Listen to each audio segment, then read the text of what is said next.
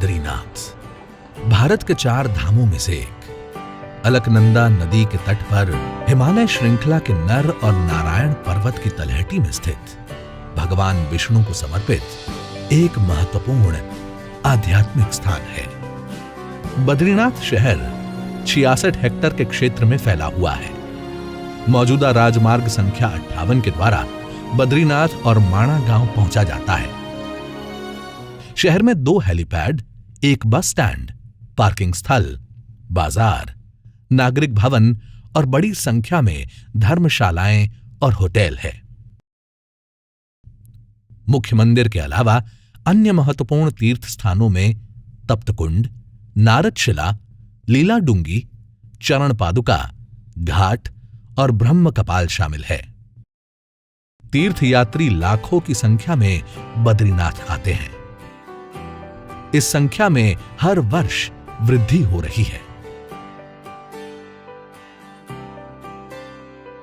बद्रीनाथ मंदिर एक मुख्य तीर्थ स्थल होने के बावजूद वर्षों से बनती आ रही इमारतों की भीड़ में कहीं खो गया है। अव्यवस्थित विकास के कारण अधिकारियों को शहर के कुशल प्रबंधन में कई चुनौतियों का सामना करना पड़ता है।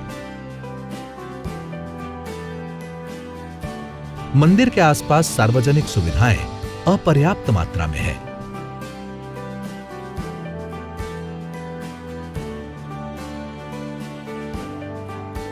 नदी के किनारे उपयुक्त पुष्टा संरचनाओं का अभाव है, जिससे शहर को बाढ़ और भूस्खलन का खतरा रहता है।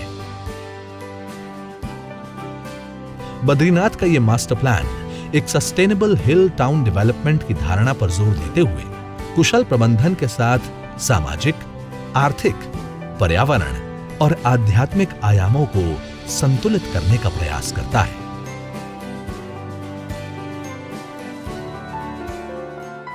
नगर नियोजन विभाग उत्तराखंड ने बद्रीनाथ प्रस्तावित भू उपयोग महायोजना 2025 तैयार किया है। महायोजना से 3 महत्वपूर्ण क्षेत्रों को प्रस्तावित मास्टर प्लान में विकसित किया जाएगा। इस प्रस्ताव का प्राथमिक उद्देश्य वर्तमान एवं अनुमानित संख्या को ध्यान में रखते हुए मंदिर के आसपास के क्षेत्र को परिसर के रूप में पुनः विकसित करना है। शेष नेत्र और बद्रीश ताल को संयुक्त रूप से एक संगठित सार्वजनिक स्थल में विकसित किया जाएगा। पदयात्रियों के पैदल चलने के अनुभव को समृद्ध करने के लिए मंदिर की ओर जाने वाले मार्ग को नए स्वरूप में संरचित किया जाएगा। प्रस्तावित मास्टर प्लान के लिए कई संकल्पनाओं का अन्वेषण किया गया है। 2 विकल्पों को अद्वितीय दृष्टिकोण और मौजूदा नगर पर कम परिवर्तन के अनुसार शॉर्टलिस्ट किया जाता है।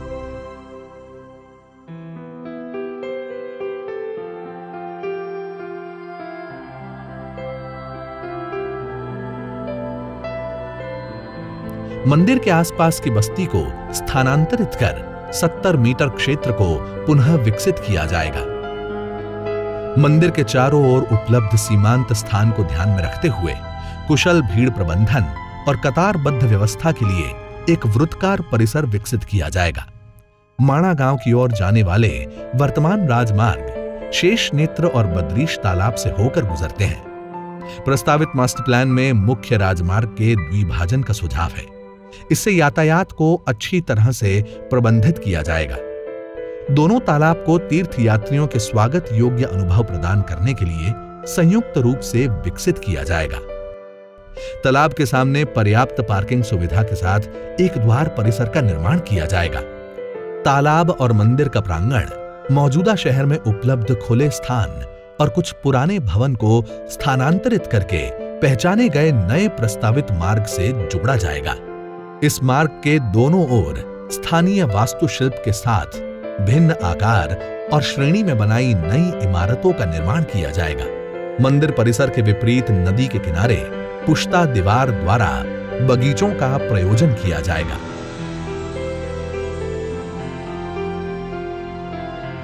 यह मास्टर प्लानिंग प्रस्ताव न्यूनतम प्रभाव और सस्टेनेबल नीतियों के माध्यम से मौजूदा शहर के अनुरूप पुनर्गठन करने का प्रयास करता है।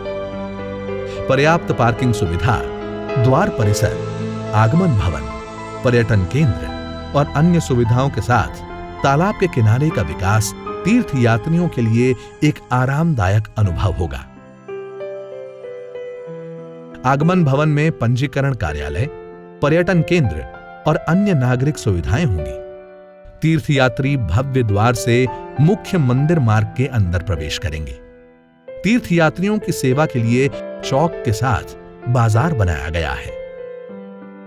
तीर्थयात्री मंदिर की ओर बढ़ते हुए स्थानीय वास्तुशिल्प की इमारतों के साथ घुमावदार मार्ग से आगे बढ़ेंगे। मंदिर से लौटते समय तीर्थयात्री नए विकसित नगर के खूबसूरत दृश्य के साथ अलकनंदा नदी को पार करेंगे। अपने प्राकृतिक स्थान के साथ इमारतें चौक को परिभाषित करती हैं, जिससे तीर्थयात्रियों को एक सहज सांस्कृतिक अनुभूति होगी।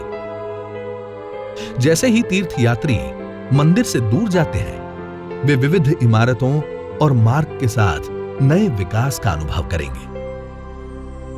मंदिर तक जाने वाले पुल से शुरू होने वाली सीढ़ियों पर जन नियंत्रण के लिए मंदिर के दोनों तरफ ढाल और द्विस्तरीय छायांकित मंडप का निर्माण किया जाएगा। मौजूदा तप्त कुंड को सबसे निचले स्तर पर रखा जाएगा। महिलाओं और पुरुषों के लिए अलग एवं पर्याप्त चेंजिंग रूम और स्नान क्षेत्र की सुविधा दी जाएगी। बीकेटीसी कार्यालयों और पुरोहित निवास को मौजूदा सिंह द्वार के आसपास डिजाइन किया जाएगा। मंदिर के प्राकृतिक सद्भाव को बढ़ाने और पारिस्थितिक संतुलन को पुनर्जीवित करने के लिए बद्री वन को नारायण पर्वत पर विकसित किया जाएगा।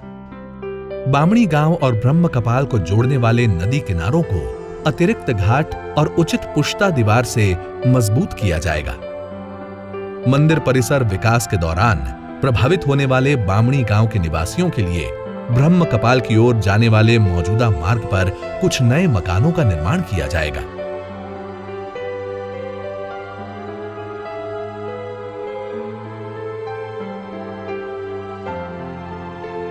मंदिर सीमांत स्थानों को देखते हुए प्रस्तावित योजना एक संरचित परिसर के रूप में मास्टर प्लान विकल्प 1 की तरह विकसित की गई है। तालाब का विकास मास्टर प्लान विकल्प 1 के रूप में ही प्रस्तावित है। मंदिर को देखने के लिए एक संरचित मंदिर मार्ग को दृश्य अक्ष पर विकसित किया जाएगा। इस मार्ग के दोनों ओर स्थानीय वास्तुशिल्प आधारित नई इमारतों का निर्माण किया जाएगा। यह मास्टर प्लानिंग प्रस्ताव न्यूनतम प्रभाव और सस्टेनेबल नीतियों के माध्यम से मौजूदा शहर के पुनर्गठन का भी प्रयास करता है। खुले दृश्य अक्ष को ध्यान में रखकर 55 फीट चौड़े मुख्य मंदिर मार्ग को विकसित किया जाएगा। स्थानीय वास्तुशिल्प आधारित नई इमारतों के साथ बना मुख्य मंदिर की ओर ले जाने वाला मुख्य मंदिर मार्ग यात्रियों को एक मंत्र मुग्ध अनुभव प्रदान करेगा। कुल मिलाकर इलाके को इस तरह से समतल किया जाएगा कि तीर्थयात्री क्रमशः रैंप पर चलें, जो नदी के किनारे पर विकसित एक वृत्ताकार मैदान की ओर अग्रसर हो। अलकनंदा नदी के किनारे 100 फीट व्यास का गोलाकार प्लाजा बनाया जाएगा। यहां से तीर्थयात्री नदी और बद्रीनाथ मंदिर के साथ नर और नारायण पहाड़ों की भव्यता का अनुभव कर सकेंगे। मंदिर संरचित ढलान, मंदिर परिसर, बद्रीवन, बीकेटीसी कार्यालय, ब्रह्म कपाल और घाट का विकास मास्टर प्लान विकल्प 1 का ही अनुसरण करता है।